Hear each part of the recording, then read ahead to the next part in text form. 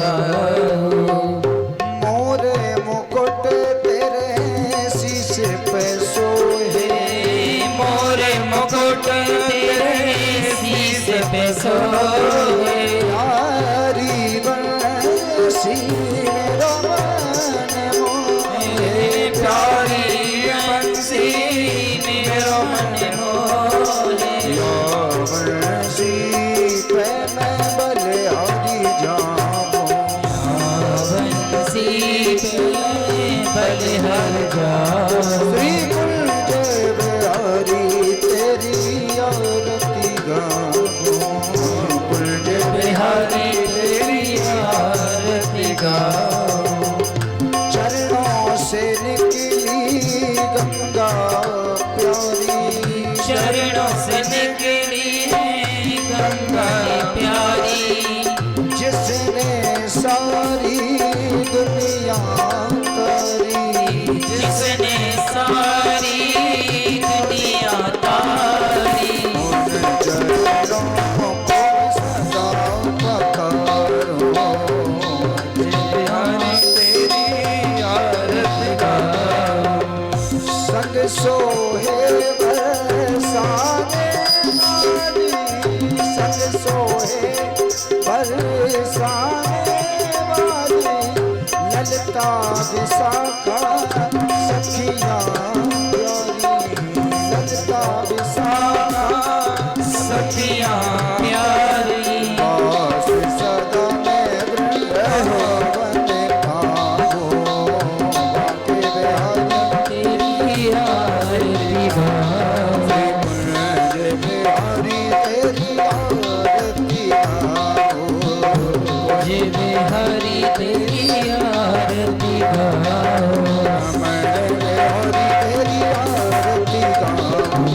मैं बिहारी तेरी आरती गाओ, बिहारी तेरी आरती गाओ।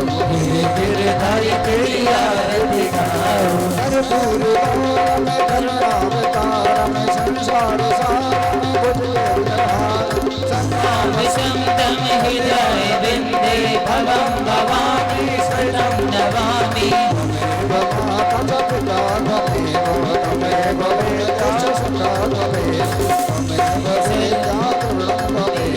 त्वमेव सर्वं मम देव देव, त्वमेव सर्वं मम देव देव, त्वमेव सर्वं मम देव देव।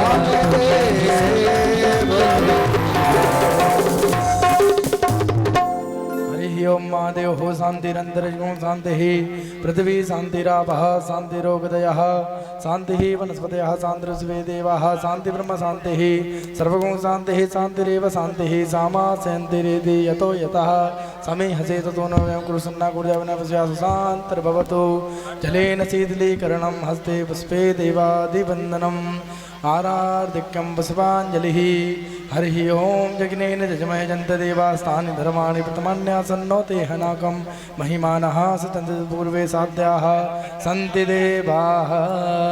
हरिः ओम एकदन्ताय विद्महे वक्रतुण्डाय धीमहि तन्नो दन्ति प्रचोदयात्। हरिः ओम नन्दनन्दनाय विद्महे यशोदानन्दनाय धीमहि तन्नो श्रीकृष्ण प्रचोदयात्।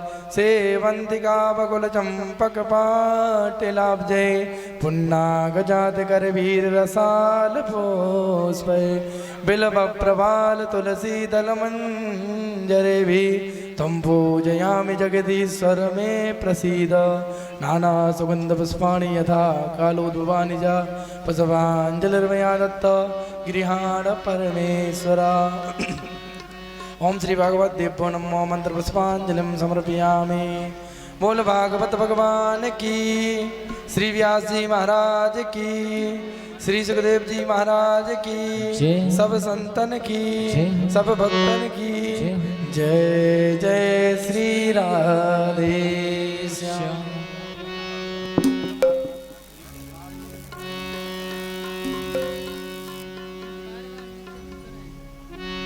सभी भक्तों से विनम्र निवेदन है, कृपया शांति बनाए रखेंगे और शांति पूर्वक श्रीमद् भागवत महापुराण की कथा का श्रवण करेंगे। देखिए, बड़े पुण्यों के बाद भागवत सुनने का लाभ प्राप्त होता है, इसलिए इस लाभ को ऐसे ही ना गंवाएं।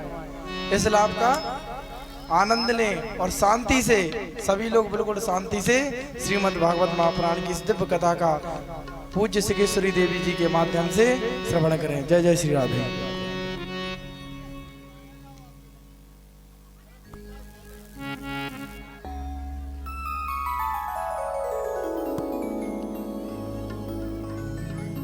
श्री राधे, श्री राधे, राधे, श्री राधे, श्री राधे, श्री राधे, राधे, श्री राधे, श्री राधे, राधे, श्री राधे, श्री राधे, श्री राधे, श्री राधे, श्री राधे, राधे, श्री राधे, श्री राधे, श्री राधे, श्री राधे,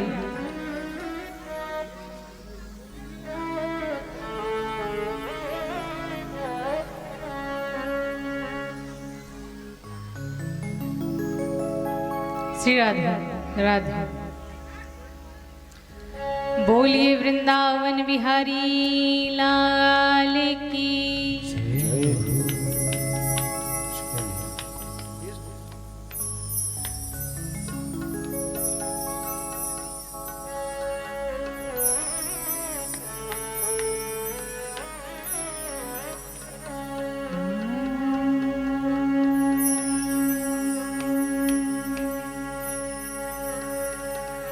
स्वस्ति श्री गणेशाय नमः। श्रीमते रामानंदाय नमः। श्री गुरुचरणकमलभ्यो नमः। ध्येयं सदा परिभवं नमभीष्टदोहम्।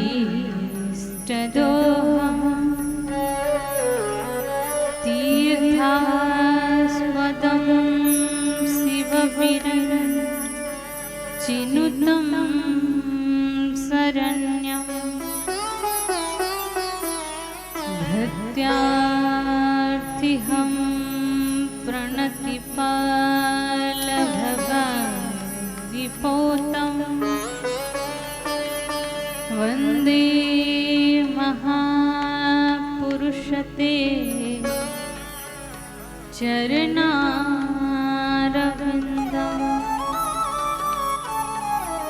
त्यक्त्वा सुदुस्त्यजसुरेशसितराजलक्ष्मीं। धर्मेष्ठियार्यवचसा यदगादरण्यम्।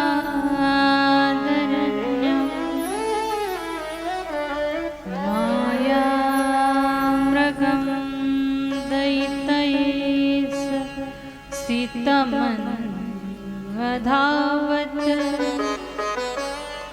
वन्दे महापुरुषते चरणारविन्दम्।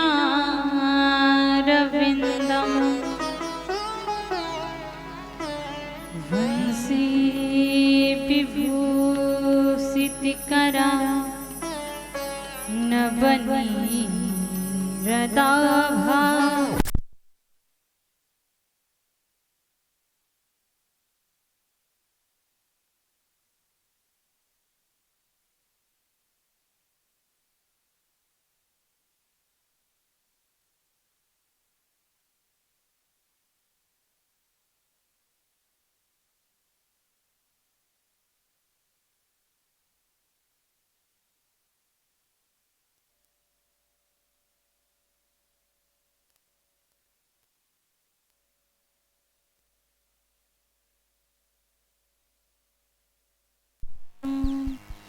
गजपञ्जरान्ते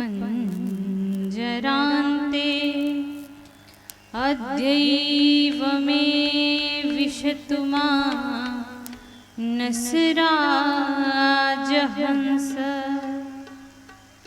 प्राणप्रयाणसमये कफवातपित्तैः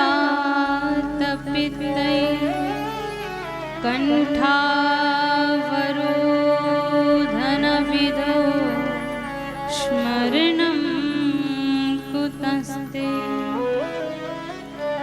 मूकं करोति वाचालं पङ्गुं लङ्घयते गिरं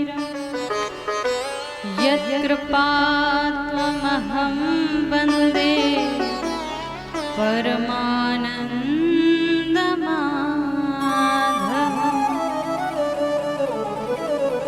मनोजवं मारुतितुल्यवेगं जितेन्द्रियं बुद्धिमतां वरिष्ठं वातात्मजं वानरयूथमुख्यं श्रीरामदूतं शरणं प्रपद्ये नारायणं नमस्कृत्य नरं चैव नरोत्तमं देवीं सरस्वतीं व्यास ततो जयमुदीरये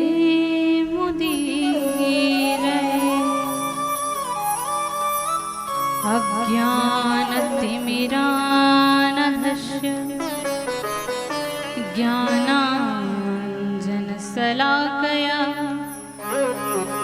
चक्षुरुन्मीलितं येन तस्मै श्री गुरुवे नमः तस्मै श्री गुरुवे नमः।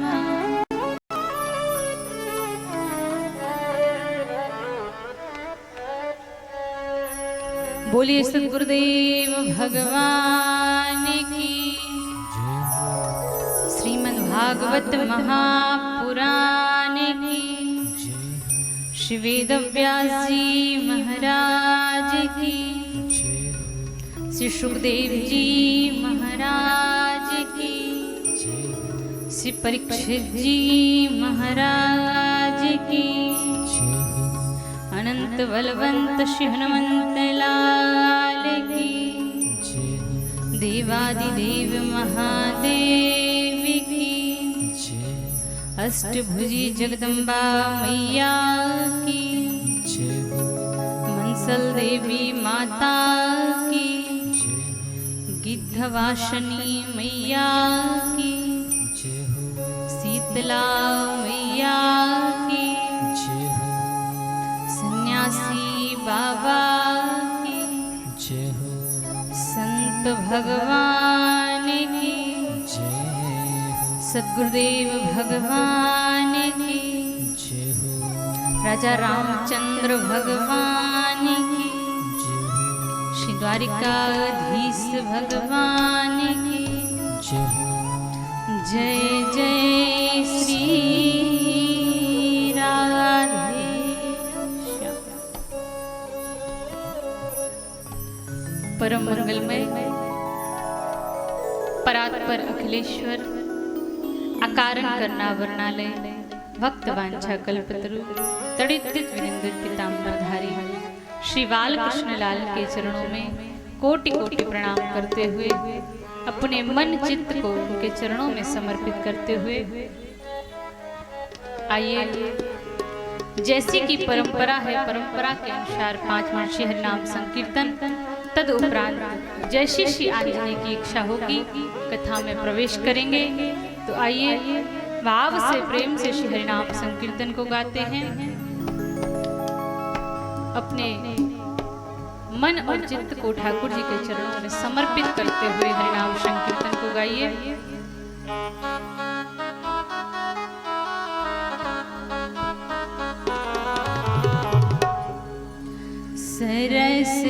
किशोरी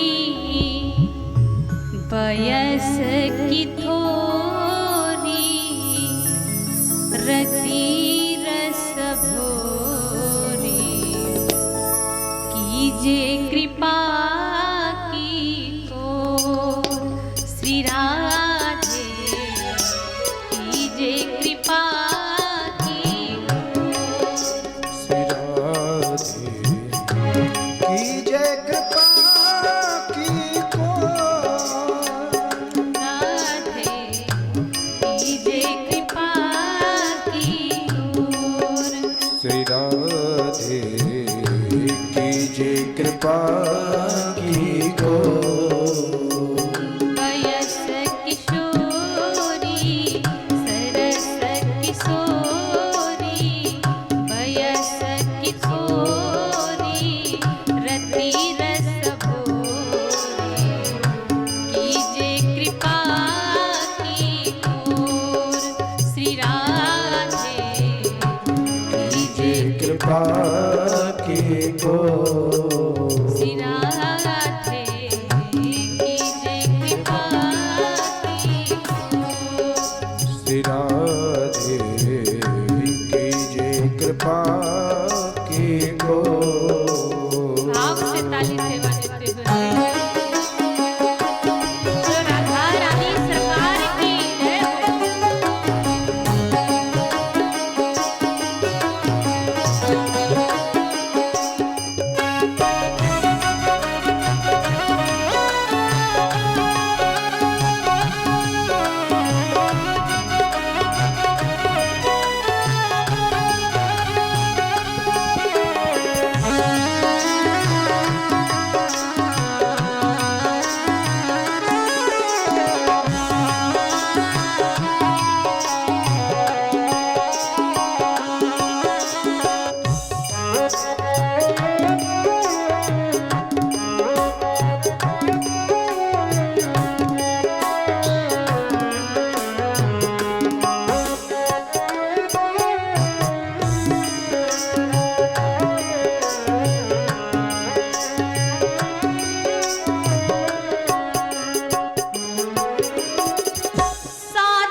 साधनहीन दीन मेरा राधे तुम करुणामयी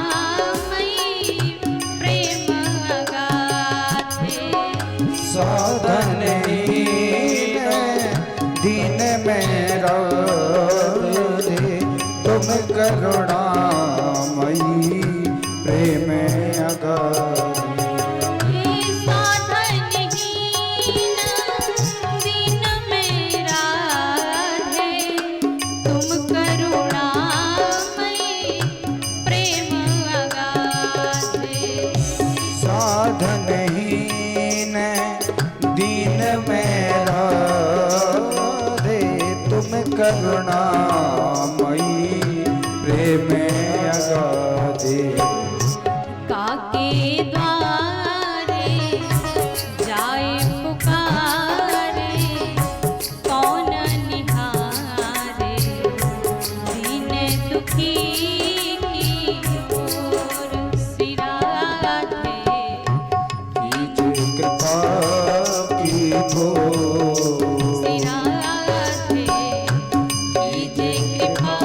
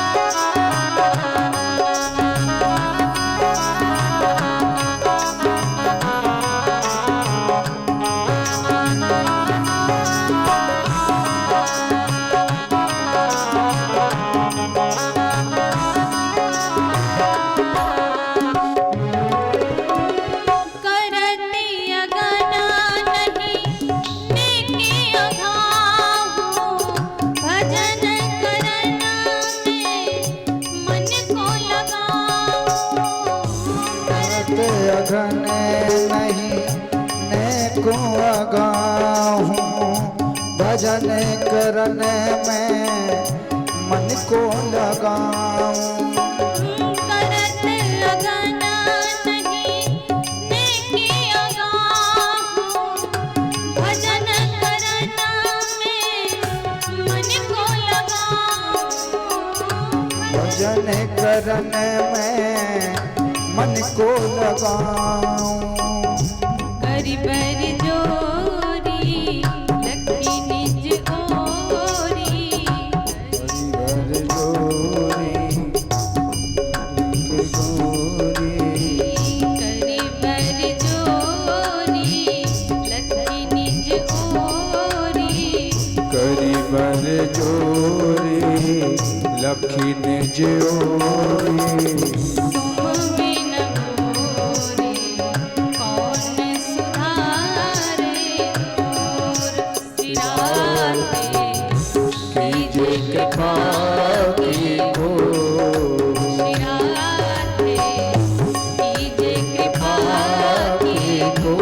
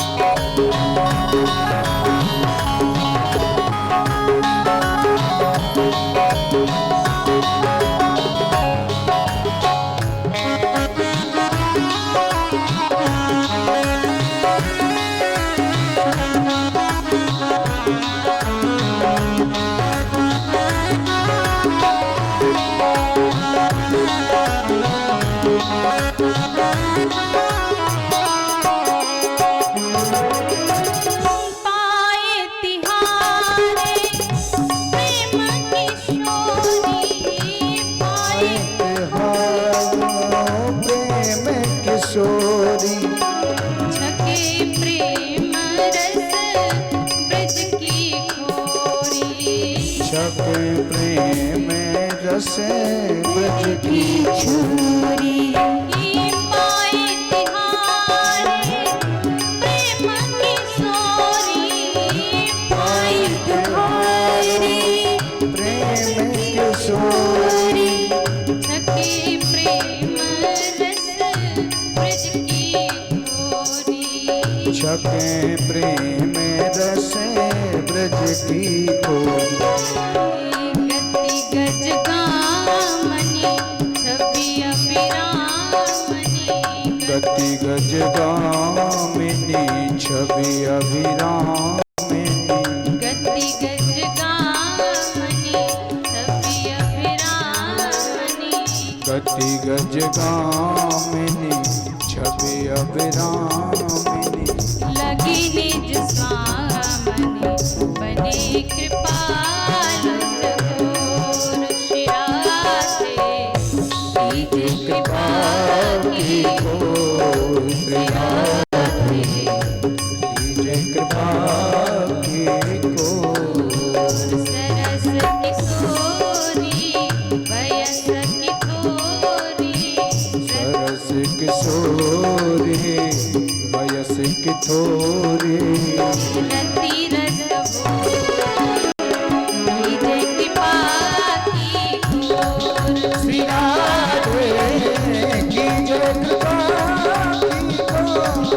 सिराते कीजे कृपा की खोर, श्री राधे कीजे कृपा की खोर।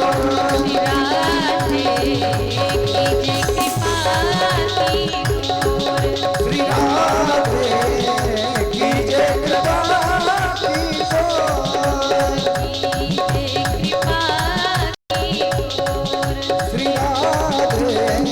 कीजे कृपा की खोर। श्री राधे कीजे कृपा की खोर। बोले श्री राधा रानी सरकार की। बोले श्री वृंदावन बिहारी लाल की जय हो। यहाँ उपस्थित सभी भगवत चरणानुरागी भक्तवृंद, भक्तिमती माताएं बहनें, संतजन, विप्रजन, हमारे संगीत के माध्यम से सहायता प्रदान कर रहे संगीत के पार्षद जन, नवनिहाल बालक बालिकाएं, सभी को इस व्यासपीठ की ओर से प्रेम भरा राधे राधे।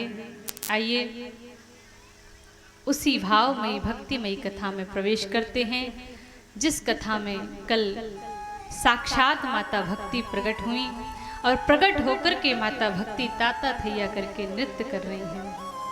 श्री कृष्ण गोविंद हरे मुरारी नाथेति नामानि मुहुर वदन्ति। माता भक्ति ताता थैया करती हुई नृत्य कर रही हैं। नृत्य करने के उपरांत माता भक्ति ने कहा, महाराज आपने सबके लिए यहाँ स्थान दिया है, सबको बैठने के लिए स्थान है, लेकिन महाराज हमारे लिए तो कोई स्थान ही नहीं है, हम कहाँ बैठें? तो आज श्री शनकादिकों ने कहा माता भक्ति से कि देवी आप जाकर के वैष्णवों के हृदय में जाकर के बैठ जाइए। जो भगवत भक्त है, जो भगवान की कथा सुनता है, ऐसे भगवत भक्तों के हृदय में जाकर के आप विराजमान हो जाइए। तो आज माता भक्ति उन भगवत भक्तों के हृदय में जाकर के विराजमान हो गई। माता भक्ति को स्थान दिया सनकादिक ऋषियों ने। और आज नारद जी ने कहा, महाराज एक प्रश्न करना चाहते हैं। क्या प्रश्न है?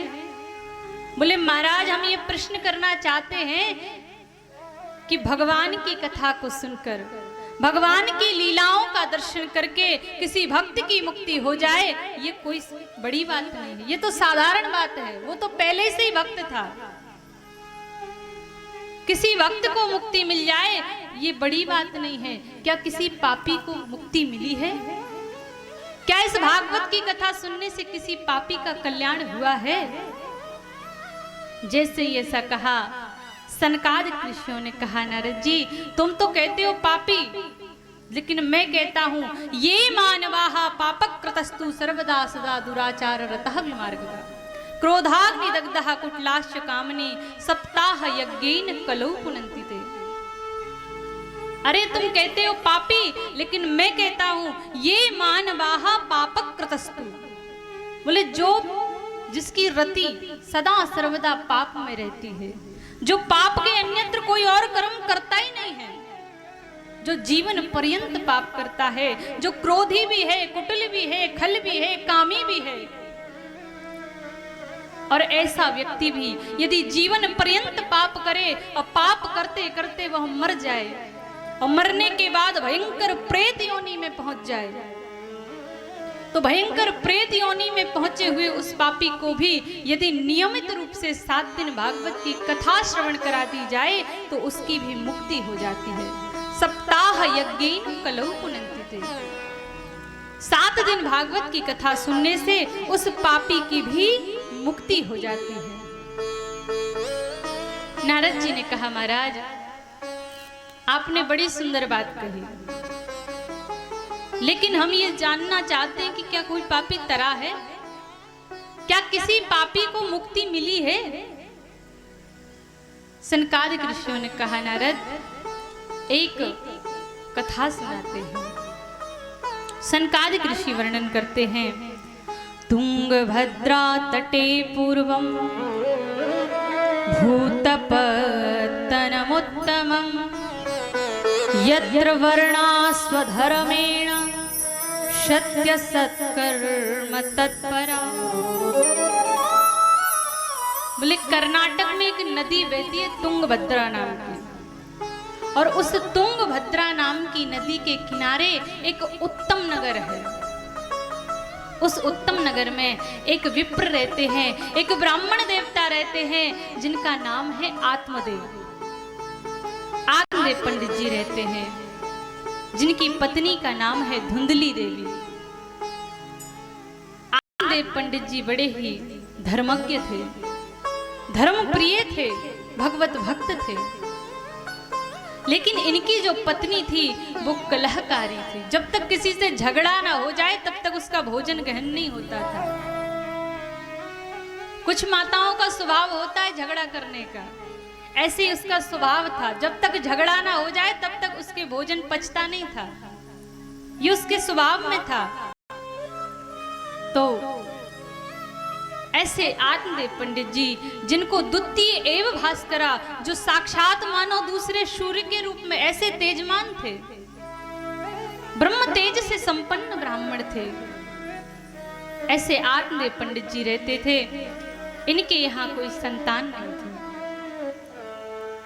कोई संतान नहीं थी। एक दिन, ये समाज है, ये किसी को जीने नहीं देती, तो एक दिन समाज के चक्कर में पड़ के, लोगों की बातों को सुनकर के आत्मदेव जी के मन में बड़ी ग्लानि हुई। मन में विचार करने लगे कि अरे ये जीवन किस काम का है जिसमें कोई संतान ही नहीं, कोई पुत्र नहीं, कोई पुत्री नहीं, ये घर क्या मतलब। बड़े दुखी हुए और दुखी होकर के एक दिन, एकदा साधुजा दुखात गृहम त्यक्त्वा वनम गता, बोले एक दिन इतने दुखी हो गए महाराज कि घर को त्याग करके वन को चले गए, वन की ओर गए हैं। और आत्मदेव जी वन में पहुंचे। वन में पहुंच करके एक तालाब के किनारे बैठ करके रो रहे थे, जोर जोर से आत्मदेव जी रो रहे थे। वहीं एक संत आए हैं, और जैसे ही संत आए, संत ने देखा, देख करके विचार किया, अरे ये तो कोई ब्राह्मण है, कोई विप्र देवता है। इनके मुख पर जो तेज नजर आ रहा है, इससे तो ये पता चलता है कि ये ब्राह्मण है, लेकिन ये रो क्यों रहे हैं। फिर संत ने विचार किया, हो सकता है ये ब्राह्मण देव भगवान की प्राप्ति के लिए, भगवत प्राप्ति के लिए रो रहे हैं। ऐसा विचार करके वो संत आत्मदेव जी के पास पहुंचे। आत्मदेव जी के पास पहुंच करके संत ने कहा, महाराज क्या बात है, आप रो क्यों रहे हैं। आत्मदेव जी ने कहा, और तो कोई बात नहीं है महाराज, एक बहुत बड़ा दुख है। संत ने कहा, बताओ तो सही क्या दुख है। आत्मदेव जी ने कहा, महाराज हम दुख तो बता देंगे, लेकिन दुख बताने से फायदा तो जब होता है ना, जब दुख की निवृत्ति हो जाए, दुख दूर हो जाए तो बताने का अर्थ है। क्या आप हमारे दुख को दूर कर सकते हैं। संत ने कहा, आत्मदेव जी आप बताइए तो सही, आप बताइए तो सही, आपके दुख का कारण क्या है। आत्मदेव जी ने कहा, महाराज पहले वचन दीजिए कि आप हमारे दुख को दूर करेंगे। संत ने वचन दे दिया, कहा ठीक है, हम आपके दुख को दूर करने का पूर्णतः प्रयास करेंगे। आत्मदेव जी ने कहा, महाराज हमें तो जीवन में केवल एक ही दुख है कि हमारे यहाँ कोई संतान नहीं है, कोई बेटा नहीं है, कोई बेटी नहीं है। क्या करें महाराज, बहुत दुख है। जैसे संत ने सुना कि बेटा बेटी के लिए रो रहे हैं, अब तो माथा पकड़ लिया। हम तो सोच रहे थे कि भगवान की प्राप्ति के लिए रो रहा है, भगवत प्राप्ति के लिए रो रहा है, लेकिन ये तो संसार की मोह माया के लिए रो रहा है, ये तो बेटा बेटी के लिए रो रहा है। संत ने अपना माथा पकड़ लिया। आत्मदेव जी को समझाने लगे संत, कहने लगे, आत्मदेव जी मुंचाह ज्ञानम प्रजारूपम बलिष्ठः कर्मणो गति, मुंचा ज्ञानम प्रजारूपम बलिष्ठः कर्मणो गति। कहने लगे, महाराज ये जो कर्म की गति है ना, ये बड़ी बलवती है, बड़ी बलिष्ठ है। आप रोइए मत, इसीलिए विवेक का साथ दीजिए। विवेकम तू समाज साध्य त्यज संसार वासनम, विवेक की शरण में जाकर के विवेक का साथ लीजिए और विवेक से काम लेकर के इस संसार के जो मोह माया है, वासना है, इसको त्याग दीजिए। अरे आपके यहाँ कोई संतान नहीं है, ये तो भगवान की बड़ी कृपा है। क्या करता है बेटा, आप जिसके लिए रो रहे हो, अरे क्या करता है बेटा, अंत समय में कपाल क्रिया ही तो करता है। अरे यदि कपाल क्रिया कराने के लिए ही बेटा के लिए रो रहे हो, तो ये तो कोई भी कर देगा, रोने की आवश्यकता नहीं है। संत ने बहुत समझाया, बहुत उपदेश दिए। आत्मदेव जी ने कहा महाराज ये उपदेश हमें नहीं सुनना, ये उपदेश हम सुनना नहीं चाहते। अरे उपदेश तो हमको भी बहुत आते हैं, उपदेश तो हम आपसे भी बढ़िया दे सकते हैं, लेकिन हमें इन उपदेशों से कोई मतलब नहीं है। आप यदि संतान का सुख हमें प्रदान कर सकते हैं तो बताइए, नहीं तो आप अपने रास्ते जाइए और मैं यहाँ बैठ कर के रोता रहूंगा। संत ने कहा अरे आत्मदेव जी आप तो एक जन्म की बात करते हैं, लेकिन मैंने आपके मस्तिष्क की रेखा देखी है और आपके मस्तिष्क की रेखा में स्पष्ट रूप से लिखा है सप्त जन्म बधी तब पुत्रो नहीं बचा नहीं बचा। अरे एक जन्म की बात करते हो, 7 जन्मों तक तुम्हारे यहाँ संतान का सुख तो है ही नहीं, 7 जन्मों तक कोई योग नहीं है। अब तो आत्मदेव जी और जोर जोर से रोने लगे, और जोर जोर से रोने लगे, कहने लगे महाराज हम तो एक जन्म के लिए रो रहे थे, लेकिन आपने तो हमारा दुख 7 गुना बढ़ा दिया है, आपने तो 7 गुना हमारे दुख को बढ़ा दिया। अब तो महाराज आपको संतान देनी होगी, यदि हमारे घर में संतान नहीं हुई तो हम आपके चरणों में ही, आपके सामने ही अपने सिर को पटक पटक के अपने प्राणों को दे देंगे, और यदि मेरे प्राण चले गए तो आप सोच लेना ब्रह्म हत्या आपको लग जाएगी। अब तो संत बड़े परेशान, क्या करें, अच्छे खासे जा रहे थे, अच्छे खासे जाते जाते इनके चक्कर में पड़ गए। संत ने तो अपना माथा ही पकड़ लिया, लेकिन आत्मदेव जी नहीं माने। आत्मदेव जी कहने लगे महाराज आप क्या जानो, गृहस्थ सरसो लोके पुत्र पौत्र समन्विता। अरे गृहस्थों के यहाँ क्या सुख होता है आप कहाँ जानते हो। जब नन्हा सा बालक आकर के पिताजी पिताजी कहता है तो ऐसा लगता है मानो कानों में रसगुल्ला घुल गए हो, कितना अच्छा लगता है गृहस्थों का जीवन। आप तो संत हैं, सन्यासी हैं, आपको क्या पता बच्चा बच्ची क्या होते हैं, बेटा बेटी क्या होते हैं, आप क्या जानो। संत ने बहुत समझाया, लेकिन आत्मदेव जी हट कर बैठे। संत ने सोचा यदि मैंने इसको संतान का सुख नहीं दिया तो ये अपने प्राणों को यही त्याग देगा, ये मर जाएगा। संत ने अपनी झोली में हाथ डाला और एक फल निकाल करके आत्मदेव जी को प्रदान कर दिया, और फल देकर के कहा जाइए जाकर के अपनी पत्नी को दे दीजिए, इस फल को खाने से आपकी पत्नी को निश्चित ही संतान सुख की प्राप्ति होगी। आत्मदेव जी प्रसन्न हो गए, फल लेकर के आए, आकर के घर पहुंचते ही अपनी पत्नी को आवाज लगाई, आवाज लगा करके धुंधली देवी के हाथों में वो फल रख दिया, और जैसे ही फल दिया अब तो उसने मन में विचार किया, अरे हमारे पंडित जी कितने भोले हैं, न जाने कौन से बाबा जी ने ये फल पकड़ा दिया, न जाने कहां से उठा करके ले आए, कितने भोले हैं हमारे पंडित जी, किसी की भी बातों में आ जाते हैं।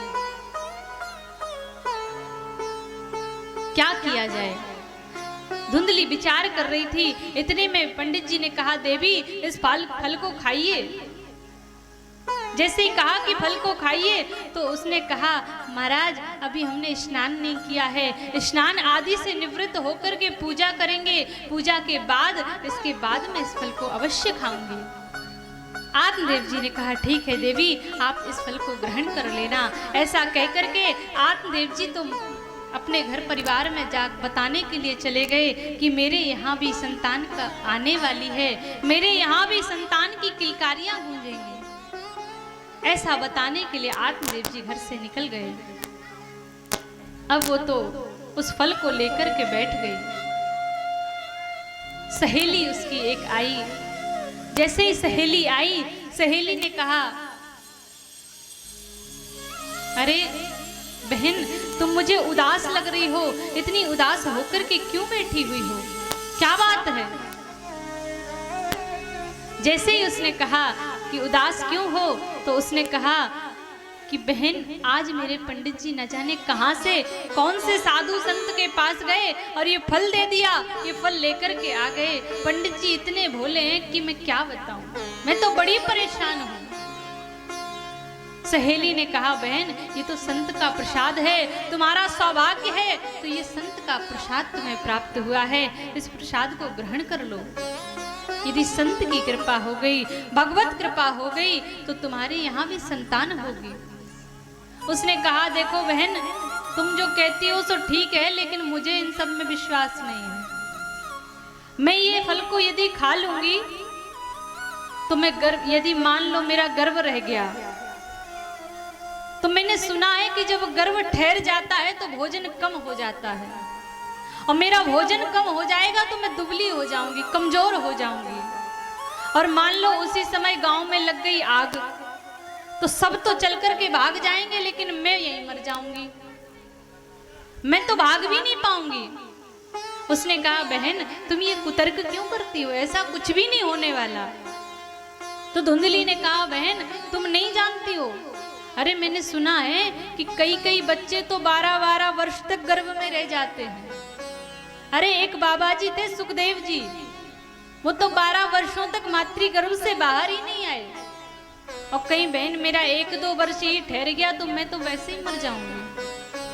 अनेक कुतर्क करने लगी। सहेली ने बहुत समझाया, बहन ये संत का प्रसाद है, इसका अपमान मत करो। कहने लगी, क्या करें, पर मुझे तो इन सब में विश्वास नहीं है। उसकी सहेली ने बहुत समझाया और कहने लगी कि बहन तुझे जो दिखाई दे, जो अच्छा लगे सो कर, मैं तो अपने घर को जाती हूँ। ऐसा कहकर के वो सहेली तो अपने घर चली गई। कुछ समय उपरांत उसकी बहन उसके घर आई, और जैसे ही बहन आई, बहन ने देखा कि ये उदास बैठी है। पूछा, अरे बहन तुम इतनी उदास क्यों बैठी हो? तो वो कहने लगी, अरे बहन क्या बताऊं, ये पंडित जी सुबह सुबह न जाने कहां से, ये किस बाबा जी से ये फल लेकर के आ गए, अब मुझे तो इन सब में विश्वास नहीं है। बहन ने कहा, अरे तुमने बिल्कुल ठीक किया, ये फल को नहीं खाया। अरे आजकल के बाबा जी पर कोई भरोसा करने की चीज है क्या? कोई भरोसा नहीं करना चाहिए। न जाने कौन से बाबा बैरागी से कहां से ये फल लेकर के आ गए। तुमने बिल्कुल ठीक किया कि तुमने ये फल नहीं खाया। धुंधली कहने लगी, अच्छी बहन तुम मेरे बारे में कितना भला सोचती हो। अपना तो अपना ही होता है, अपना अपना ही होता है। तुमने देखो कितनी अच्छी बात कही, मैं ये फल को नहीं खाऊंगी, पर मैं क्या करूं बहन, मैं पंडित जी से क्या कहूंगी? तो बहन कहने लगी, अरे आप चिंता मत करो, चिंता मत करो, मेरे गर्भ में इस समय बालक है, संतान है, और ये संतान जब जन्म लेगी तो मैं रात्रि में आकर के तुम्हारे घर में ये संतान दे जाऊंगी। पंडित जी से कह देना कि इस फल के प्रभाव से मुझे आराम हुआ है। धुंधली प्रसन्न हो गई, बहन तुमने बिल्कुल ठीक किया, और ये तो बताओ कि अब इस फल का मैं क्या करूं? तो कहा, इस फल का एक काम करो, तुम्हारी यहाँ जो गाय है ना, इसके भी कोई बछड़ा बछिया नहीं है, इस फल को उस गाय को खिला दो, संत के फल का परीक्षण भी हो जाएगा और तुम्हें फल भी नहीं खाना पड़ेगा। अपनी बहन की बात उसको बहुत अच्छी लगी। इतना कहकर के उसकी बहन तो चली गई। उस फल को लेकर के धुंधली ने एक गाय को खिला दिया। गाय को जब फल खिलाया, धीरे धीरे करके समय बीता, और एक दिन रात्रि में उसकी बहन आई और आकर के एक नन्हा सा बालक उसके घर देकर के चली गई। रात्रि में बालक को दिया, प्रातः काल उठ करके पंडित जी को बताया। पंडित जी प्रसन्न हो गए, हमारे यहाँ भी संतान आई है, बालक आया है, प्रसन्न हो गए। ब्राह्मणों को बुलाया, ब्राह्मणों को बुलाकर के स्वस्ति वाचन कराने लगे, और ब्राह्मणों ने जैसे ही नामकरण करना प्रारंभ किया, नामकरण करने लगे ब्राह्मण, तो कहने लगी कि अरे महाराज 9 महीने तक गर्भ में बालक को रखा मैंने, और नामकरण करेंगे ये ब्राह्मण? मेरा बालक है, मेरा पुत्र है, तो नामकरण तो मैं ही करूंगी। आत्मदेव जी ने कहा, देवी जैसी तुम्हारी इच्छा, तुम नामकरण करना चाहती हो तो तुम कर सकती हो। उसने कहा, महाराज मेरा नाम है धुंधली, तो मेरे पुत्र का नाम धुंधकारी होगा। नामकरण कर दिया धुंधकारी। 3 महीने बीते, और 3 महीने के बाद जिस गाय को वो फल खिलाया था, उस गाय के गर्भ से भी सुंदर बालक का जन्म हुआ। गाय कभी बालक को जन्म नहीं देती, लेकिन आज संत का प्रसाद था, संत के प्रसाद का वो फल था कि गाय के गर्भ से भी बालक का जन्म हुआ, जिसका पूरा शरीर तो मनुष्य की तरह था, लेकिन जो कान थे वो गाय की तरह थे।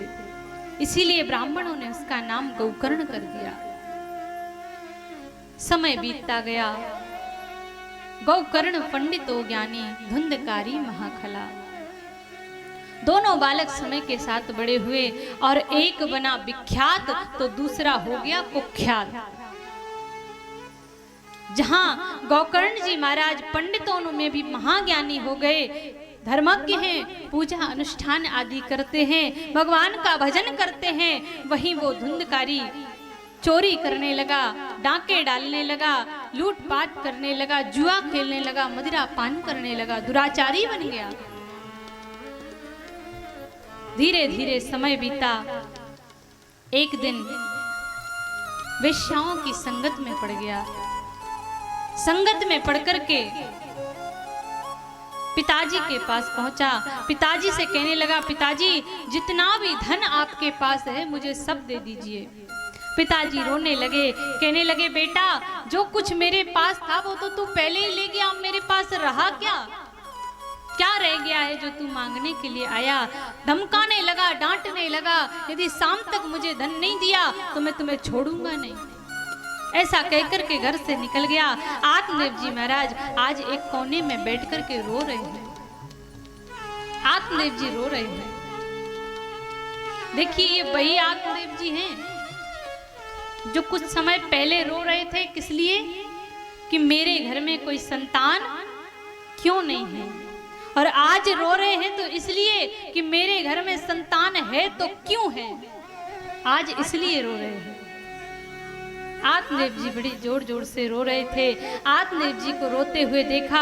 गौकर्ण जी महाराज वहीं से निकल रहे थे और गौकर्ण जी ने जैसे ही पिता को देखा, देख करके समीप आए और आकर के उपदेश देने लगे, समझाने लगे। कहने लगे, पिताजी आप दुखी क्यों होते हैं? अरे आप इतने दुखी क्यों हैं? आत्मदेव जी ने कहा, बेटा मैं क्या करूं, मुझे कुछ भी समझ में नहीं आता। अरे घर में रहूं तो रहूं कैसे? इस पुत्र ने इस घर को नरक बना दिया है और वन जाऊं तो जाऊं कैसे? मन में इतना प्रबल वैराग्य नहीं है, क्या करूं, मैं तो बड़ा दुखी हूं। गौकर्ण जी महाराज समझाने लगे, पिताजी यदि वन में जाने से प्रभु की प्राप्ति होती, यदि वन में जाकर के ठाकुर जी मिलते तो गिद्ध का तो जन्म ही वन में होता है, शार का तो जन्म ही वन में होता है, हाथी के बच्चे का तो जन्म ही वन में होता है। वन में जाने से भगवान की प्राप्ति नहीं होती है, घर में रहकर के भी भगवान को पाया जा सकता है। शर्त केवल इतनी है कि अपने मन को इस संसार से हटाकर के भगवान के चरणों में समर्पित कर दो। इस संसार के मोह माया से अपने मन की डोर को हटा करके श्री ठाकुर जी के चरणों में समर्पित कर दो।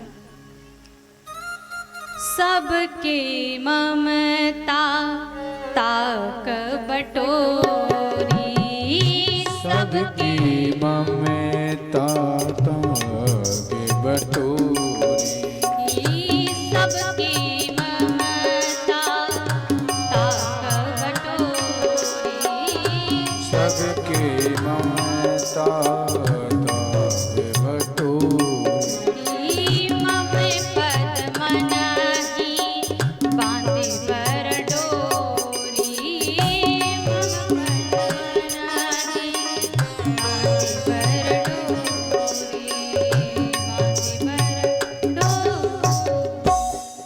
सबकी ममता ताक बटोरी, मम पद मनहि बांधि बर डोरी। इस संसार से मोह माया की इस डोर को हटा करके श्री ठाकुर जी के चरणों में बांध दो। शर्त केवल इतनी है, बन जाने से भगवान नहीं मिलते, घर रह करके भी भगवान को पाया जा सकता है। अरे बंधन और मुक्ति का एक ही मार्ग है, वो है मन। मनहा एव मनुष्याणाम कारणं बंधु मोक्षया वध्यन्तु विषयासक्तम मुक्तम निर्विष्यम मना। मन से ही होते हैं बंधन और मन से ही होती है मुक्ति। आप लोगों ने कभी तोता पकड़ने वाले को तो देखा ही होगा। जब तोता पकड़ने वाला तोता पकड़ता है तो पहले भोजन लगा देता है और एक पाइप को लेता है, उस पाइप को एक तार में पिरो देता है और ऊपर जब भोजन खाने के लिए तोता उस पाइप पर बैठता है ना तो उल्टा लटक जाता है। और जब उल्टा लटक जाता है तो वो ये सोचता है कि इसने हमको पकड़ लिया है, लेकिन वास्तविकता ये है कि तोते ने उस पाइप को पकड़ रखा है। कहने का अर्थ ये है कि मन से ही होते हैं बंधन और मन से ही होती है मुक्ति। आप मदिरा पान करते हैं, शराब पीते हैं। अब कुछ लोग कहते हैं क्या करें महाराज, छूटती नहीं है। उसने आपको नहीं पकड़ा है, आपने उसको पकड़ रखा है। उसने आपको नहीं पकड़ा। इसी प्रकार मन से हम इस संसार से जुड़े हुए हैं, संसार ने हमें नहीं पकड़ा, हमने संसार को पकड़ रखा है। मन के हारे हार है और मन के जीते जीत, और मन ही मिलावत राम सो मन ही करत फजीत। या मन की गति अटपटी सो झटपट लखे ना कोई, और जो मन की खटपट मिटे सो चटपट दर्शन होए। जो मन संसार से हट जाता है, भगवान के चरणों में समर्पित हो जाता है, तो अपने आप ही भगवान मिल जाते हैं। वास्तविकता तो यही है कि हमने मन को इस संसार में बांध रखा है। गोकर्ण जी कहते हैं पिताजी, देहस्ति मांस रुधरे विमतिम तजत्वम जाया श्रुतादिषु सदा ममता विमुंच। देहस्ति मांस रुधरे, वास्तविकता तो यही है कि हमने अपने आप को केवल दो रस्सियों में बांध रखा है। ये दो रस्सी कौन सी हैं? एक तो है ममता की और एक है अहमता की रस्सी। देह के नातों के प्रति ममता का भाव और देह के प्रति अहमता का भाव, ये भाव हमारे मन में है, इसीलिए हम बंधन में पड़े हुए हैं। इन दो रस्सियों में हम बंधे हुए हैं। हमारा कर्तव्य ये है कि भगवान ने हमें ये मानव शरीर दिया। ये शरीर क्या है? ये तो पंचायती धर्मशाला है। क्षिति जल पावक गगन समीरा, क्षिति जल पावक गगन समीरा, क्षिति जल पावक गगन समीरा, क्षिति जल पावक गगन समीरा,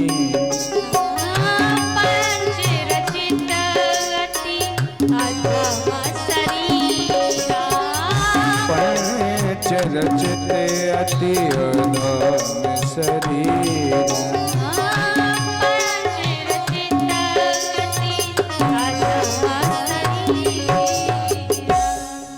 क्षिति जल पावक गगन समीरा।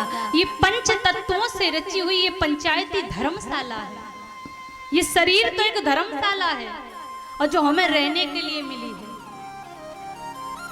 लेकिन हमने क्या कर रखा है? इस धर्मशाला पे ही कब्जा कर लिया।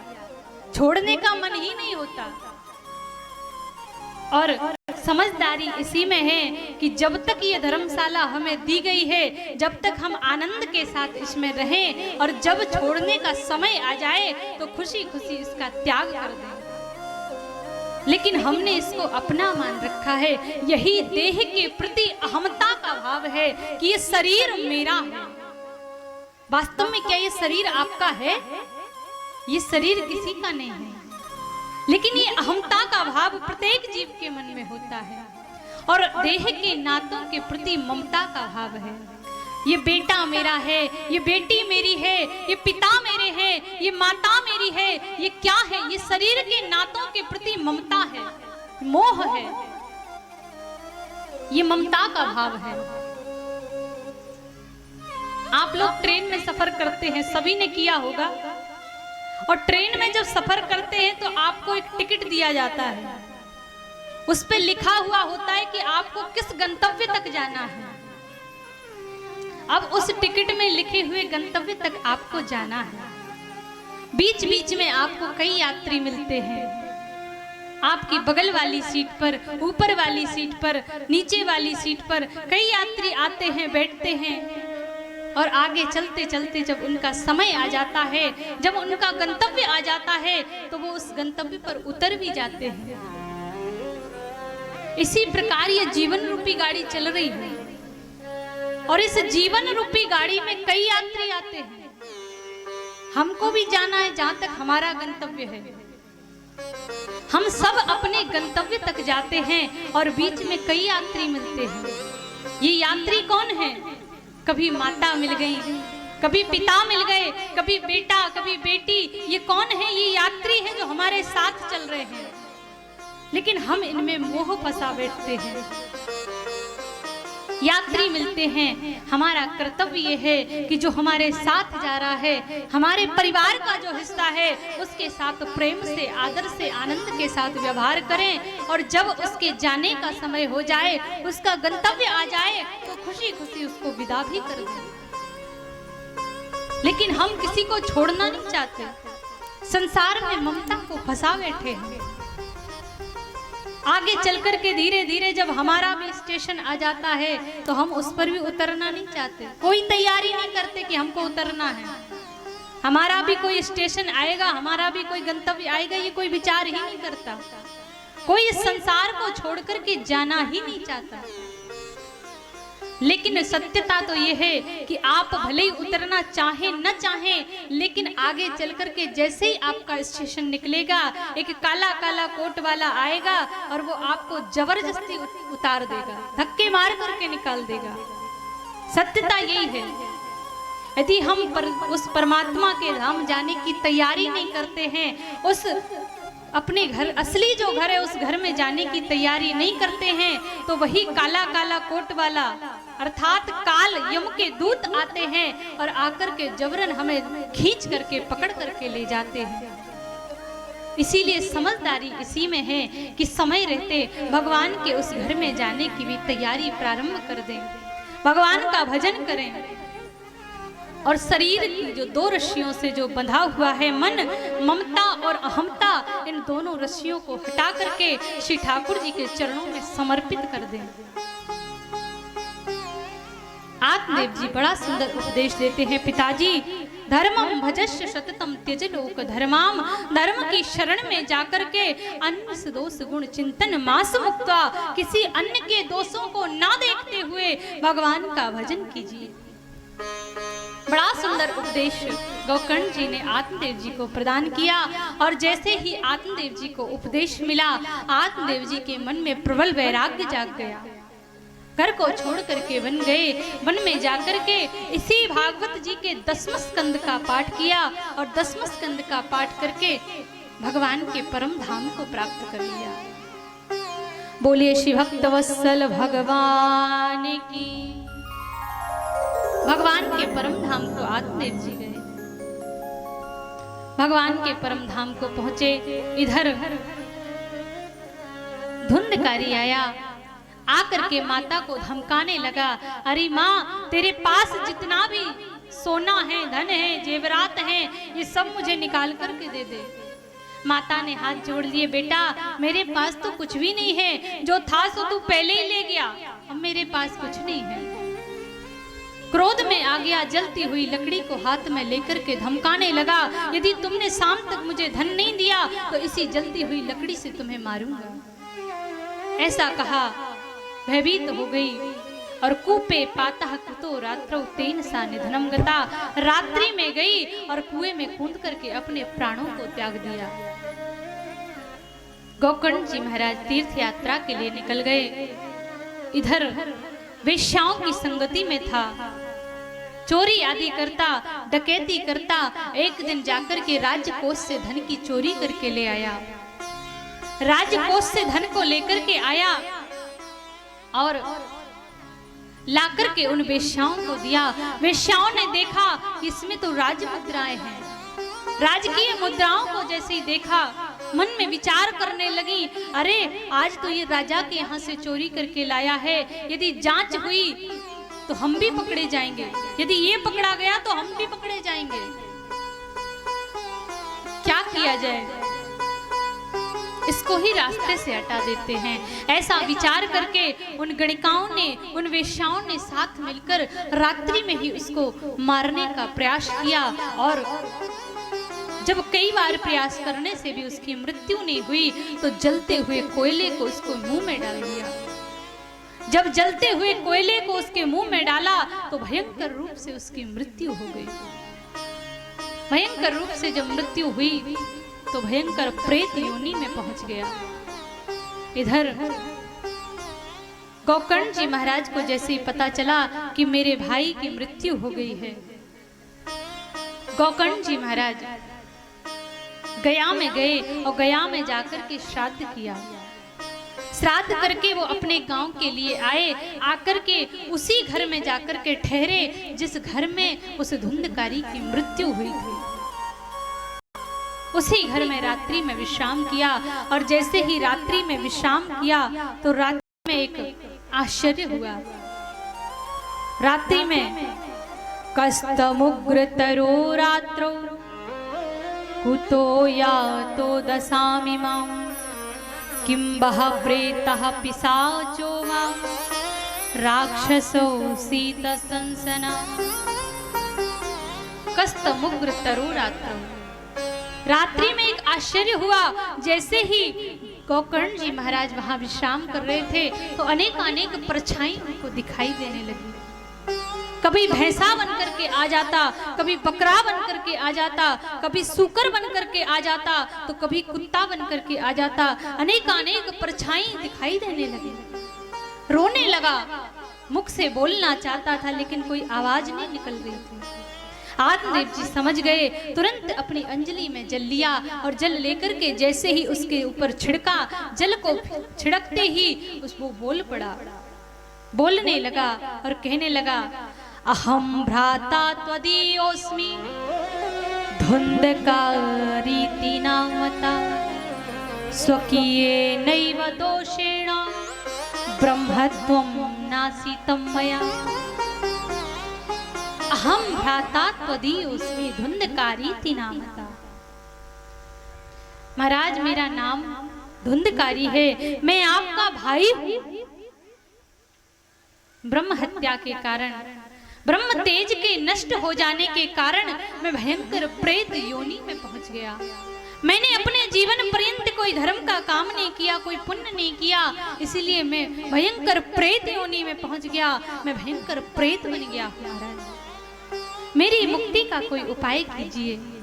जैसे ही कहा कि मेरी मुक्ति का उपाय कीजिए, गोकर्ण जी महाराज ने कहा, भैया जैसे ही हमें पता चला कि तुम्हारी मृत्यु हो गई है तो हमने जाकर के गया में तुम्हारे निमित्त श्राद्ध किया था, तो क्या गया श्राद्ध से भी तुम्हें मुक्ति नहीं मिली?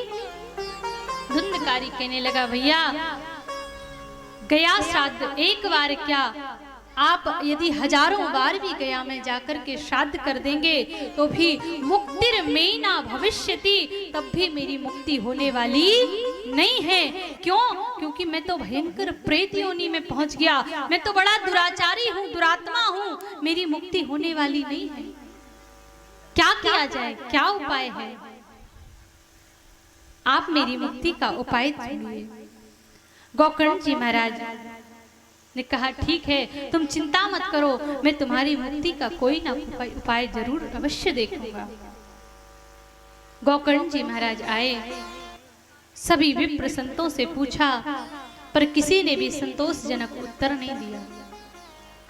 तो आज श्री गोकर्ण जी महाराज जो एकमात्र ऐसे संत हैं जिन्होंने सूर्य की गति को रोक दिया, भगवान भुवन भास्कर को रोक करके पूछने लगे, महाराज मेरे भाई की मुक्ति का उपाय बताइए, जो भयंकर प्रेत योनि में पड़ा हुआ है उसकी मुक्ति का उपाय बताइए। भयंकर प्रेत योनि में पड़े हुए जीव की मुक्ति का उपाय क्या है महाराज, बताइए। तो भगवान सूर्य ने कहा, श्रीमद् भागवतान मुक्ति सप्ताहं वाचनं कुरु इति सूर्यवचा सर्वै धर्मरूपं तु विश्रुतम्। आज साक्षात भगवान भुवन भास्कर, भगवान सूर्य नारायण ने बताया कि श्रीमद् भागवतान मुक्ति सप्ताहं वाचनं कुरु। यदि किसी भयंकर प्रेत योनि में पड़े हुए जीव की मुक्ति का उपाय चाहते हो तो केवल एक ही उपाय है, 7 दिन तक उसको भागवत की कथा श्रवण कराओ। केवल एक ही उपाय है, भागवत की कथा कराओ। भागवत की कथा कौन करे? तो आज गोकर्ण जी महाराज व्यासपीठ पर सुशोभित हुए और गोकर्ण जी महाराज ने जैसे ही कथा कहना प्रारंभ किया, गोकर्ण जी महाराज ने भागवत की कथा कही, महात्मा की कथा का वर्णन कर रहे थे। तो यहाँ वर्णन आता है कि जैसे ही धुंधकारी कथा सुनने के लिए आया तो वायु के वेग ने उसको उड़ा दिया, क्योंकि प्रेत तो वायु स्वरूप होता है। वायु का वेग आया और वेग में उड़कर के वो चला गया। जैसे ही वायु के वेग ने उसको उड़ाया, उसने विचार किया अब क्या किया जाए। पास में ही एक सप्त ग्रंथी बांस लगा हुआ था, उसी सप्त ग्रंथी बांस में जाकर के वो धुंधकारी बैठ गया। 7 दिन बैठ कर के पहले दिन की कथा हुई, पहली ग्रंथि फट गई। दूसरे दिन की कथा हुई, दूसरी ग्रंथि फट गई। तीसरे दिन की कथा हुई, तीसरी ग्रंथि फट गई। धीरे धीरे करके 7वें दिन की कथा जैसे ही पूर्ण हुई और 7 ग्रंथि फट गई और 7 ग्रंथि जैसे ही फटी, आज तो दिव्य भगवान के पार्षद का रूप पाकर के धुंधकारी प्रकट हो गया, दिव्य रूप पाकर के प्रकट हुआ। जैसे ही धुंधकारी प्रकट हुआ, इधर भगवान के दिव्य विमान आए और आकर के दिव्य विमान आया, आकर के भगवान के पार्षद उसको ले जाने लगे। वो विमान में बैठने वाला था कि आज गोकर्ण जी महाराज ने भगवत पार्षदों को टोक दिया, भगवत पार्षदों को रोका और कहा कि तुम ये क्या कर रहे हो? अरे यहाँ तो अनेकानेक श्रोता हैं, अत्रैव बहवा सन्ति श्रोतारो मम निर्मला, आनीतानि विमानानि नातेषां युगपत्कुतः। अरे यहाँ तो अनेकानेक श्रोता हैं, पर तुम एक ही विमान लेकर के क्यों आए? जैसे कहा कि यहाँ अनेक श्रोता हैं, एक के लिए ही विमान क्यों आया? तो भगवत पार्षदों ने बड़ा सुंदर उत्तर दिया। भगवत पार्षदों ने कहा, महाराज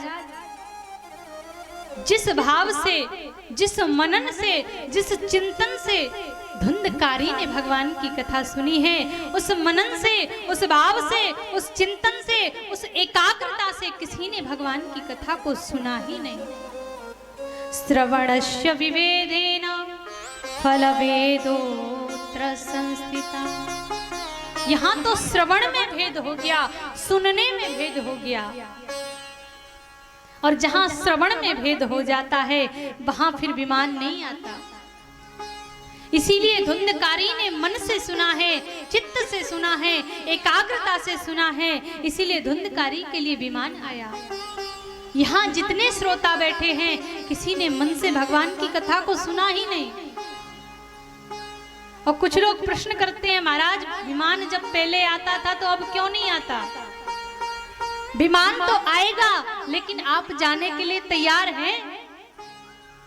यदि एक को ही लेने के लिए विमान आ गया तो फिर सब कथा सुनने आएंगे ही नहीं, कथा में आना ही बंद कर देंगे। कहेंगे महाराज कथा सुनने जाते हैं, खामा कहाँ जाना और पड़ जाएगा। कथा में आना ही छोड़ देंगे यदि विमान आने लग जाए, कोई कथा नहीं सुनेगा।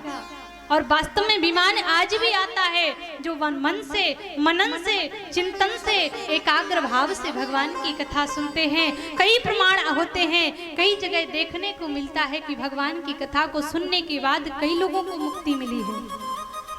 विमान तो आज भी आता है, लेकिन हम उसके योग्य नहीं बन पाते। भगवत पार्षदों ने बड़ा सुंदर उत्तर दिया, महाराज यहाँ जितने श्रोता हैं सबने उस भाव से भगवान की कथा को सुना ही नहीं। लेकिन आप चिंता मत कीजिए, आप पुनः भगवान की कथा कीजिए, और यदि भाव से, मनन से, चिंतन से सबने भगवान की कथा को सुना तो भगवान के विमान अवश्य आएंगे। भगवत पार्षद आकर के सबको ले जाएंगे, पुनः धुंधकारी की तरह सबकी मुक्ति होगी। पुनः गोकर्ण जी महाराज ने भगवान की कथा को गाना प्रारंभ किया और अब वहां विराजमान सभी श्रोताओं ने बड़े भाव से, बड़े मनन से, बड़े चिंतन से भगवान की कथा को सुना। और भगवान की कथा का ये प्रभाव हुआ कि जिस प्रकार जब भगवान अपने साकेत धाम के लिए गए थे, अयोध्या वासने शर्विम, जिस प्रकार से भगवान राम साकेत के लिए गए तो सभी अयोध्यावासी उनके साथ गए थे, उसी प्रकार आज जब गोकर्ण जी ने भगवान की कथा को गाया, मनन से सभी ने कथा को सुना, तो आज साक्षात हरि प्रकट हुए हैं, विमान आए हैं। सबको विमान में बिठा करके भगवत पार्षद ले गए। ठाकुर जी प्रसन्न होकर के आए, आकर के गोकर्ण जी को अपने हृदय से लगा लिया और गोकर्ण जी को साथ लेकर के भगवान अपने परम धाम को गए।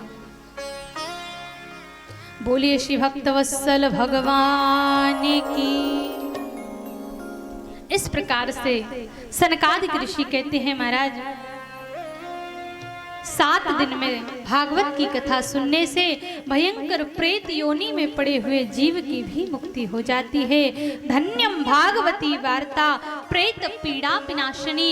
ये तो धन्य है भागवत की वार्ता, धन्य है भागवत की कथा, जो 7 दिन में मरे हुए व्यक्ति को भी मुक्ति दिला देती है। फिर जीवित की तो कहें ही क्या, मरे हुए को भी ये मुक्ति प्रदान करती है। ऐसी धन्य है भागवत की कथा। सनकादिक ऋषियों ने बताया भागवत की कथा को किस विधि से सुनना चाहिए।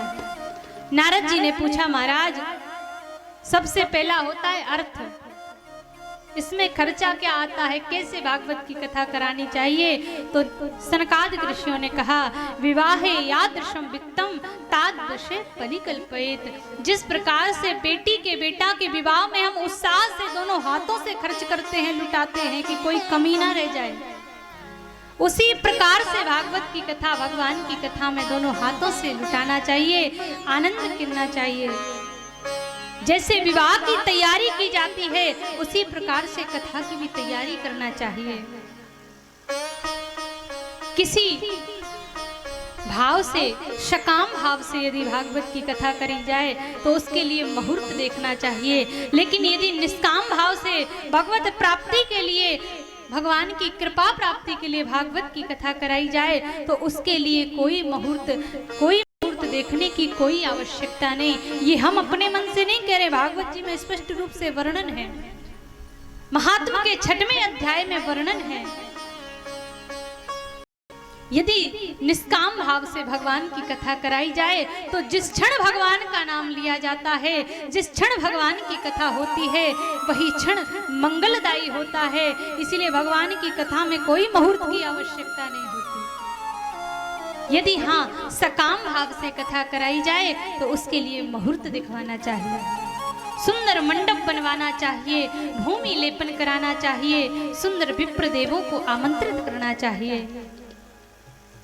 भागवत का वक्ता कैसा होना चाहिए? विरक्तो वैष्णवो विप्रो वेदशास्त्र विशुद्धिक। भागवत का जो वक्ता होना चाहिए वो विरक्त होना चाहिए, वैष्णव होना चाहिए, भक्त होना चाहिए। सबसे पहली बात बताई है, विप्र होना चाहिए। भागवत के वक्ता को ब्राह्मण होना चाहिए, जो दृष्टांत भी देवे, उदाहरण भी देवे तो ग्रंथों में देवे, रामचरितमानस से दे, गीता से दे, मनुस्मृति से दे, उदाहरण भी दे तो सदग्रंथों से दे। जिसके मन में विरक्त का भाव हो, कोई लालच ना हो। भागवत का वक्ता ऐसा होना चाहिए। आगे चल करके उसके साथ में संगीत के पार्षद जन भी होना चाहिए। ये भी 6वें अध्याय में वर्णन आता है। कुछ लोग कहते हैं महाराज पहले संगीत से कथा होती ही नहीं थी, ये तो अब चलन चल गया है। ऐसा नहीं है, भागवत में लिखा है, भक्तु पार्श्वे शायद मन्या स्थापित तथा विधम। अरे बीच बीच में संकीर्तन हो, बीच बीच में भगवान का भजन हो, जिससे निद्रा देवी हमारे सिर पर आकर के न बैठ जाए। इसके लिए भगवत पार्षद, जो संगीत के पार्षद होते हैं, उनको भी नियुक्त करना चाहिए। और ये जो भागवत है, इसको कभी कोई साधारण पोथी नहीं समझना चाहिए। ये भागवत कोई साधारण नहीं है, ये तो श्रीमद् भागवताख्योयम प्रत्यक्षः कृष्ण एव ही, ये तो साक्षात भगवान का वांगमय स्वरूप है। तेने मय वांगमय मूर्ति प्रत्यक्षः वर्तते हरि, ये तो साक्षात गोविंद है, ये तो साक्षात श्री ठाकुर जी का स्वरूप है। इसलिए भागवत को देख करके कोई ईर्ष्या अपने मन में नहीं लानी चाहिए। कभी ईर्ष्या का भाव, कभी द्वेष भाव भागवत को देख करके अपने मन में नहीं लाना चाहिए। जब भागवत की शोभा यात्रा हो रही हो तो शोभा यात्रा को देख करके भागवत मैया को प्रणाम करना चाहिए, भागवत जी को प्रणाम करना चाहिए। जो व्यक्ति अपने घमंड में बैठा हुआ हो, भागवत की शोभा यात्रा जा रही हो, भागवत हो रही हो कहीं, भागवत की कथा को सुन करके, भागवत की दर्शन करके जो प्रणाम नहीं करता तो वर्णन आता है उसके जन्म जन्मांतर के कल्प कल्पांतरों के पुण्य नष्ट हो जाते हैं।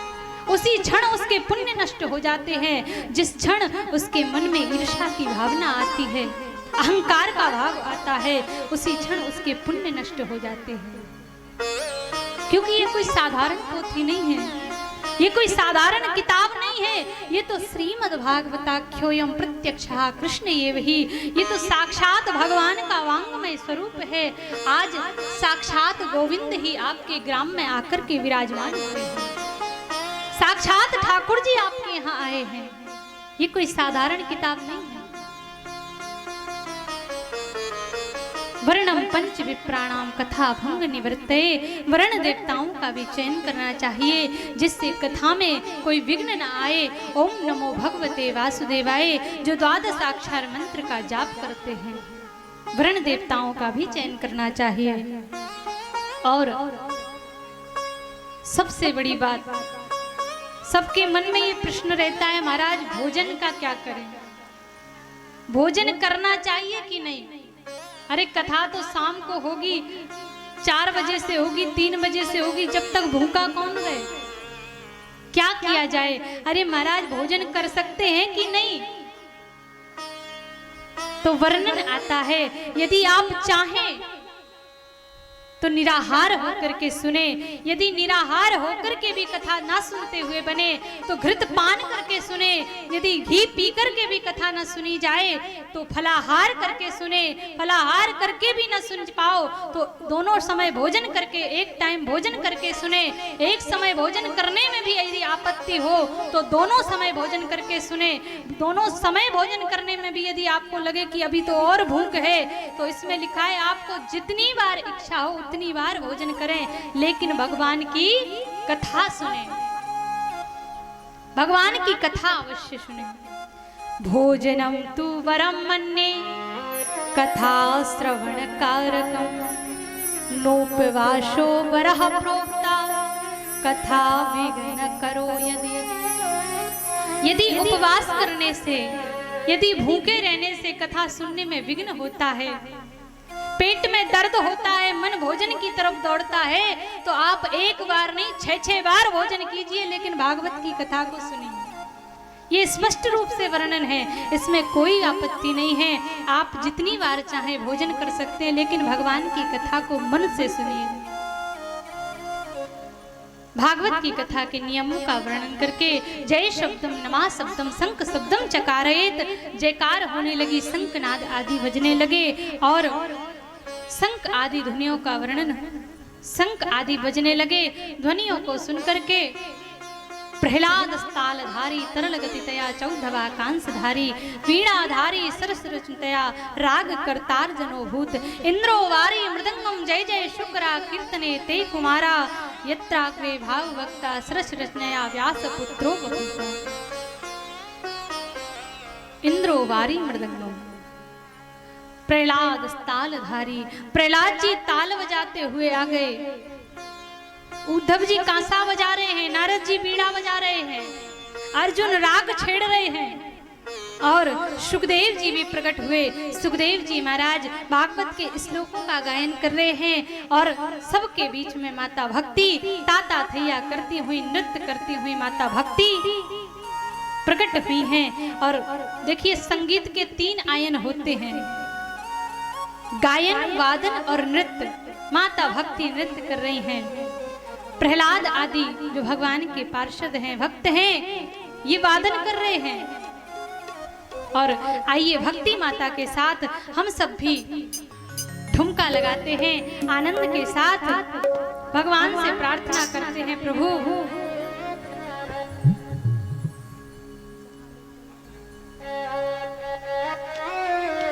भगवान से बार बार प्रार्थना करते हैं, प्रभु जहाँ ले चलोगे वहीं मैं चलूंगा, जहाँ ले चलोगे वहीं मैं चलूंगा, जहाँ ले चलोगे वहीं मैं चलूंगा, जहाँ ले चलोगे वहीं मैं चलूंगा, जहाँ नाथ रखे लोगे, जहाँ नाथ रखे लोगे, जहाँ नाथ रखे लोगे, जहाँ नाथ रखे लोगे, वहीं मैं रहूंगा, जहाँ ले चलोगे वहीं मैं चलूंगा, जहाँ ले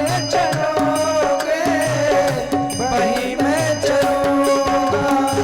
बोलो वृंदावन बिहारी लाल की आप से ताली से बातें हरी बोल।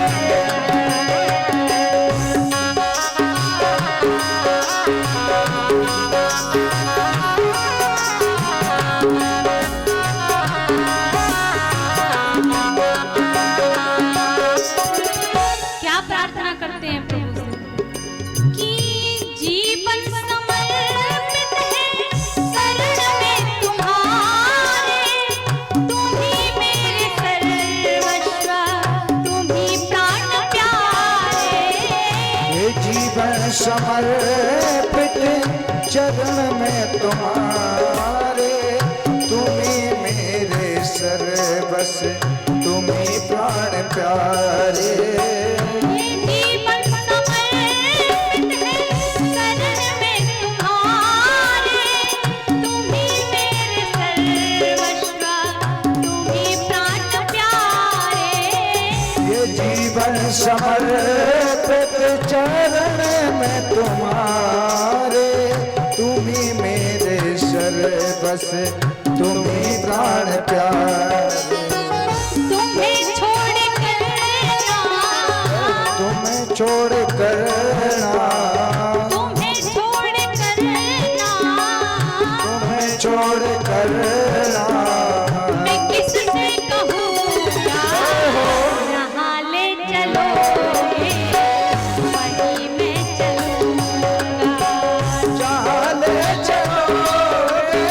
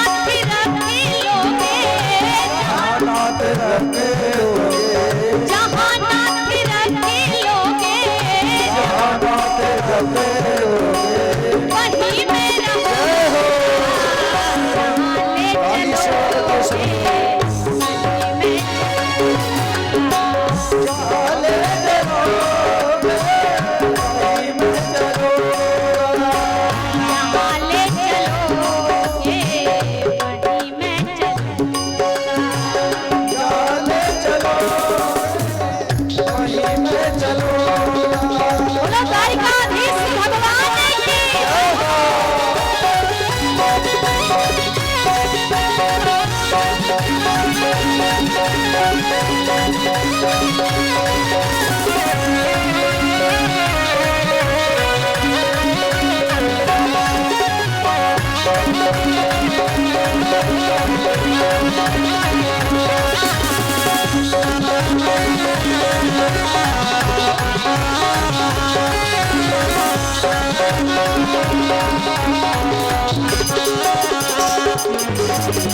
दयानाथ दयानिधि मेरी अवस्था, तेरे हाथ है प्यारे ये सारी व्यवस्था।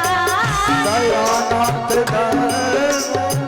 मेरी अवस्था, तेरे हाथ मेरी सारी व्यवस्था।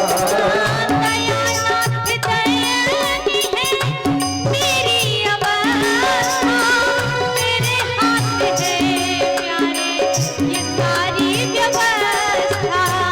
दयानाथ दयानी है मेरी अवस्था, तेरे हाथ मेरी है सारी व्यवस्था।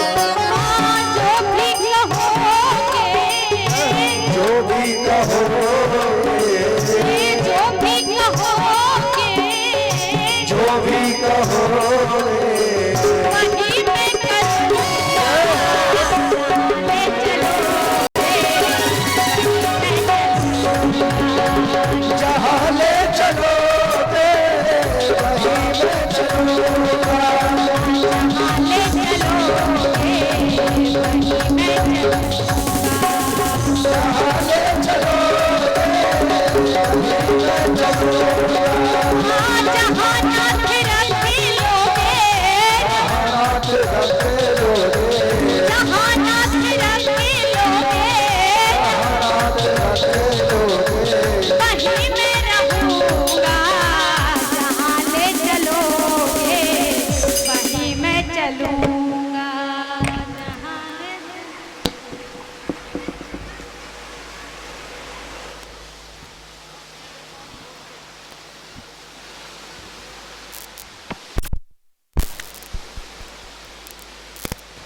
सभी लोग अपने अपने स्थान पर बैठ जाएं।